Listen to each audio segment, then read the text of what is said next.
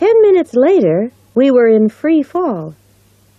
I undid my seat straps, and I pushed gently on the sides of my seat with my fingers. I floated slowly out of my seat. I sat on the ceiling of the cabin and smiled down at Mary. "Go on. Try it." "Okay, watch this, kids." She undid her straps and pushed on her seat. But she pushed much too hard and went straight up to the ceiling. I caught her and pushed her down to Helen. Helen smiled. We had both done this before, but it was Mary's first time in space. We had to teach her how to float. We all enjoyed that. I really love floating in space. It was wonderful for the TV cameras, and we tried to put on a really good show. Mary's long fair hair floated everywhere. We often had to catch her.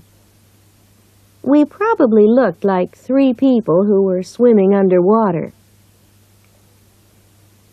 Then we strapped ourselves into our seats and had our first meal.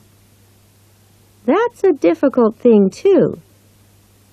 If you don't pick up the food carefully with a fork, it floats away all over the place.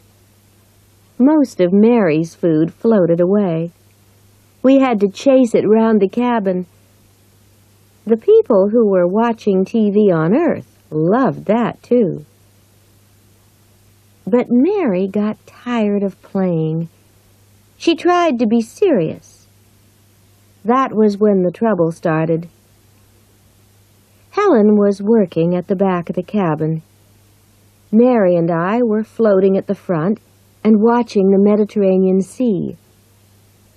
It was a beautiful, clear blue, with Italy in the middle.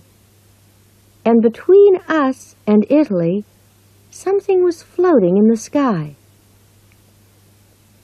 "So that's one of the famous U.S. military satellites, is it?" she said.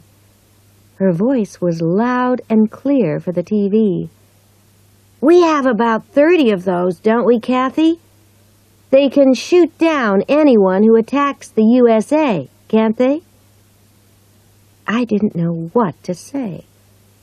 Mary knew we must not talk about things like that, and the TV camera was still on. She kept on talking. "Kathy, is it true that those military satellites can fire their weapons away from Earth if they want to? Why? Is the U.S. government afraid of enemies from space, too?" The red light on the TV camera went off.